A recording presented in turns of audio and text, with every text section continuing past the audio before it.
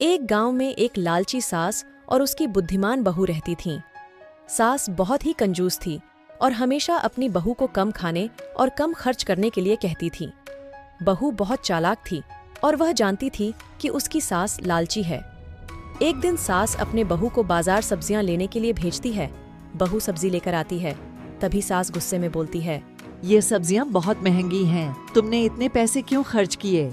माँ, मैंने सबसे सस्ते फल और सब्जियां खरीदे हैं। बाजार में सभी दुकानों पर यही कीमत है। तभी सास बोलती है, तुम झूठ बोल रही हो। मैं जानती हूँ कि तुमने पैसे बचाने के लिए सस्ती सब्जियां खरीदी हैं। माँ, मैं झूठ नहीं बोल रही हूँ।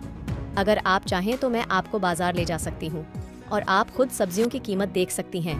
तभी सास गुस्से में बोलती है, ठीक है, मैं तुम्हारे साथ बाजार चलूंगी। बहू अपनी सास को बाजार ले गई।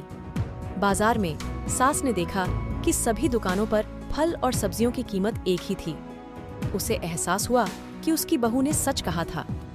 सास शर्मिंदा होते हुए बोलती है, मुझे माफ करना बहू, मुझे तुम्हारे ऊपर शक नहीं करना चाहिए था। माँ, कोई बात नहीं। मुझे पता है कि आप मुझसे प्यार करती हैं। सास और बहू के बीच संबंध बेहतर होने लगे।